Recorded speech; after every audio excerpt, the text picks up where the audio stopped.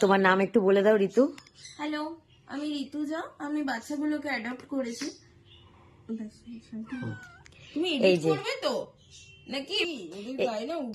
এই যে ঋতুজা বিশ্বাস, ও আজকে এসেছিল। ওর এই যে সমস্ত ডকুমেন্টস দিয়ে আজকে দেখো এই ছোট্ট পুক্কু দুটোকেও নিয়ে যাচ্ছে। সোদপুরে ওর বাড়ি, আর বনগা চাঁদপাড়াতেও ওর বাড়ি। এই যে আগেই বলছি এই ভিডিওটা অনেকটা বড় হবে।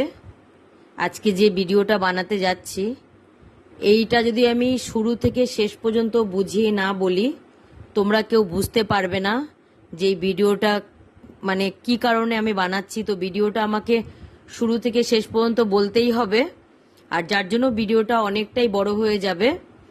আর বিশেষ করে যারা ক্যাট অ্যাডাপশন দিচ্ছ বা ক্যাট অ্যাডাপশন দাও বা ক্যাট অ্যাডাপশন দেবে বলে ভাবছো, তো এই ভিডিওটা পুরোপুরি তোমাদের জন্য।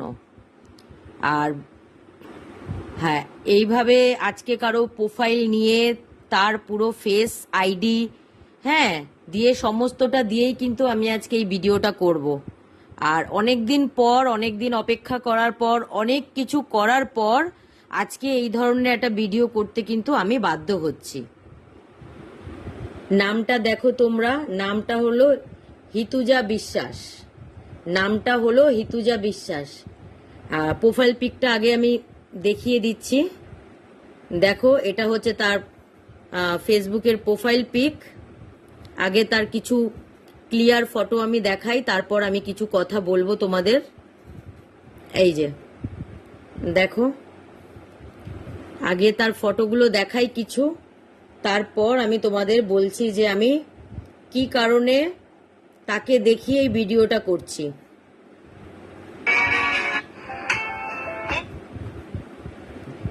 এই যে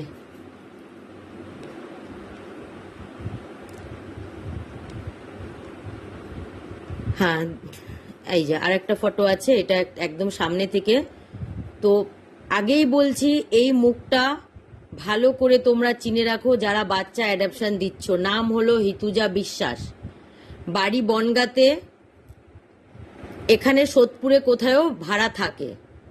তো এবার আসি আমি কেন আমি এই ভিডিওটা বানাচ্ছি, আমি সেই কথাতে আসি। ঋতুজা বিশ্বাস 6 মাস আগে, 6 মাস আগে, 6 থেকে 6.5 মাস আগে ক্যাট অ্যাডাপশন পেজ থেকে, আমার অ্যাডাপশন পেজ দেখে রাতারাতি দুটো বাচ্চা নিতে চলে আসে। মানে ধরো আজকে ও অ্যাডাপশনটা দেখেছে, আজকে আমার সাথে মেসেজে কথা হয়েছে, আজকে ফোন নাম্বার দিয়েছি, ও আজকেই বাচ্চা নিতে আসবে।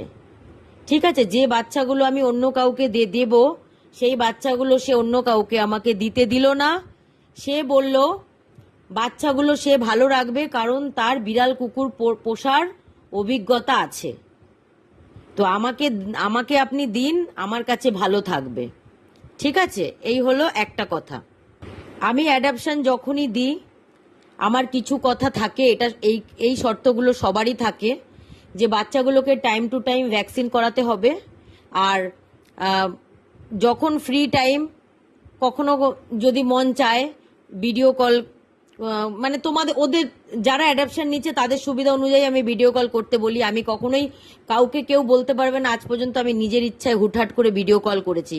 আমি হোয়াটসঅ্যাপে আগে মেসেজ করে দিই যে আমি বাচ্চাগুলোকে একটু দেখবো, তোমাদের যখন ফ্রি টাইম থাকবে তোমরা তখন একটু আমাকে ভিডিও কল করে দেখিও। আমার দ্বারাই কিন্তু কোনো রকমে তাদের সমস্যা হওয়া কিন্তু কথা না। তো যথারীতি সে রাতারাতি এসে আমার বাড়িতে সমস্ত শর্তগুলো মেনে সে বাচ্চাগুলো নিয়ে যায়। বাচ্চাগুলো যখন নিয়ে গেছিল, সম্ভবত তাদের বয়স 2 মাস হয়নি, 2 মাসের থেকে একটু কম ছিল। তো ভ্যাকসিন কারোই হয়নি। তো যখন সে নিয়ে যায়, তো নিয়ে যাওয়ার কিছুদিনের মধ্যে ভ্যাকসিন দেওয়ার ডেট আসে, মানে কথা হয় ভ্যাকসিন দেওয়ার। কিন্তু আমার বাড়িতে থেকে যখন সে নিয়ে যায়, সে সমস্ত কথা মেনে নিয়ে যায়। যখন সে তার নিজের বাড়িতে যায়, তখন কিন্তু সে ভ্যাকসিন দিতে চায় না। তখন সে ভ্যাকসিন নিয়ে আমাদের বারবার ফোন করতে হচ্ছে তাকে। সে নানান রকম অজুহাত দিচ্ছে, সে সব কিছু করছে, সমস্ত কিছু করছে। সে ঘুরতে যাচ্ছে, সে জবে যাচ্ছে, হ্যাঁ, সে তার ডেলি রুটিনে সবকিছু করছে, কিন্তু বাচ্চাদের যে ভ্যাকসিন দেবে সে কিন্তু সেইটার সময় সে নানান কাজের অজুহাত দিয়ে সে কিন্তু ব্যাপারটাকে এড়িয়ে যাচ্ছে। তো এই ভ্যাকসিনটাকে নিয়ে আমাকে অনেক যুদ্ধ করতে হয়েছে, অনেক ফোন করতে হয়েছে, অনেক কথা কাটাকাটি হয়েছে, তারপর তাকে দিয়ে আমি ভ্যাকসিন দেওয়াতে পেরেছি। এটা হলো দ্বিতীয় নম্বর কথা। বাচ্চাগুলো যখন তার কাছে আছে, আমি তাকে যখন মেসেজ করতাম বাচ্চাগুলো দেখতে চাই, সে কিন্তু আমাকে ফোন করতো না বা ভিডিও কল করতো না, বা আমি ফোন করলে সে কিন্তু আমার ফোনটা একবারে সে কখনোই ধরতো না। কয়েকদিন আমি লাগাতার ফোন করতাম, তারপর যদি তার সাথে কথা হতো। তারপরও যখন যদি আমি ফোন করতাম, যদি রিসিভ করতো, তাহলে সে রুডলি ভাবে খুবই খারাপ ভাষাতে সে আমার সাথে ব্যবহার করত। মনে হতো যে আমি একটা মেয়েকে আমি ভিডিও কল করেছি। আমি ছেলে হই, একটা ছেলে একটা মেয়েকে যদি ভিডিও কল করলে, তার একটা অচেনা একটা ছেলে একটা মেয়েকে ভিডিও কল করলে কিরকম রিয়াকশন হয়, সেই রকম রিয়াকশনে ও দিয়ে আমার সাথে কথা বলতো, খুব বাজেভাবে ব্যবহার করতো। কিন্তু আমি তার সাথে বাজে ব্যবহার করতেই পারতাম, তার রিপ্লাই আমি দিতেই পারতাম, কিন্তু আমি দিতাম না। কারণ আমার বাচ্চাগুলো তার বাড়িতে আছে, আমার বাচ্চাগুলো যতদিন তার বাড়িতে থাকবে আমার তার সাথে কথা বলতে হবে, কারণ আমার বাচ্চাকে আমাকে দেখতেই হবে। কারণ এইসব মানুষকে তো বিশ্বাস করা যাচ্ছে না, কারণ এরা অ্যাডাপশন নিয়ে বাড়ি যাওয়ার পর থেকেই এদের পরিবর্তন আমি লক্ষ্য করেছি। হ্যাঁ, তাই এদেরকে বিশ্বাস করা যায় না। আমার এতদিনে মোট 4টে অ্যাডাপশন হয়েছে। 4টে অ্যাডাপশনের মধ্যে মাত্র একটা অ্যাডাপশন এত ভালো বাড়িতে গেছে যেখানে আমাকে কোনোদিনও খোঁজ নিতে হয় না, তারা নিজে থেকে আপডেট দেয়। তাহলে ভাবো ভালো মানুষও আছে, আমি বলছি না সবাই খারাপ, কিন্তু এই 4বার অ্যাডাপশনে মোট আমার 8টা বাচ্চা অ্যাডাপশন হয়েছে, 8খানা বাচ্চা। তার মধ্যে 3টে অ্যাডাপশনই আমার খারাপ, মানে 6টা বাচ্চার কপালই আমার খারাপ। মাত্র 2টো বাচ্চার অ্যাডাপশনে আমি নিশ্চিন্ত থাকি, মানে সেখানে আমাকে কোনো খোঁজ নিতে হয় না যে বাচ্চাগুলো কেমন আছে, কারণ একদম তারা নিজেদের সন্তানের মতো তারা লালন পালন করছে। কিন্তু এই সব মানুষগুলো, এরা আরো কয়েকজন যারা অ্যাডাপশন নিয়েছে, তারা শুরু থেকেই এত খারাপ করেছে যে এদের প্রতি বিশ্বাস উঠে গেছে। তো এইবার আসছি আমি আসল কথাতে, যে আমি এই ভিডিওটা কেন তৈরি করছি। বাচ্চা অ্যাডাপশন নেওয়ার সময় সে বলেছিল সে জব করে। তো আমি তখন তাকে বললাম যে তুমি তো জব করো, তাহলে বাচ্চা কে দেখবে? তো বলল যে আমার দাদা বৌদি বাড়িতে থাকেন, তারা দেখবে, আর প্লাস আমার বাড়িতে আরো কুকুর বিড়াল আছে, তো যাদের খাবার তৈরি করার জন্য লোক আছে, মানে তাদের রান্না করার জন্য, দেখাশোনা করার জন্য লোক আছে, অসুবিধে কিছু হবে না। শুনে নাও। কিন্তু বাচ্চাগুলো নিয়ে গেছে সে টোটালি আমার কাছে মিথ্যে কথা বলে। সে এখানে সোদপুরে একটা ফ্ল্যাটে রেন্টে থাকে, একা থাকে।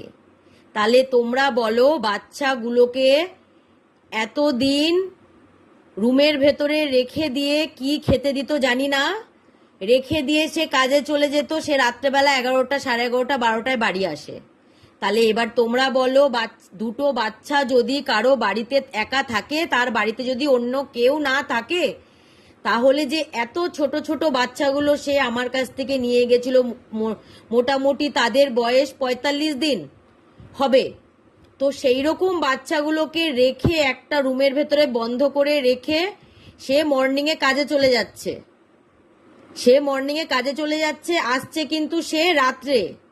তাহলে একবার তোমরা ভেবে দেখো, এত ছোট ছোট বাচ্চাগুলো এত দিন থেকে কি খেয়ে কিভাবে বেঁচে আছে, তার মানে ভাবো তারা কতটা অযত্নে আছে। তো যাই হোক, তারপরে আরেকটা কথা, তোমরা কেউ কখনো শুনেছো বিড়ালরা মাছ আর মাংস খায় না? মাছ আর মাংস নাকি মুখের সামনে দিলে খায় না, তারা নাকি ছাতু মুড়ি খায়।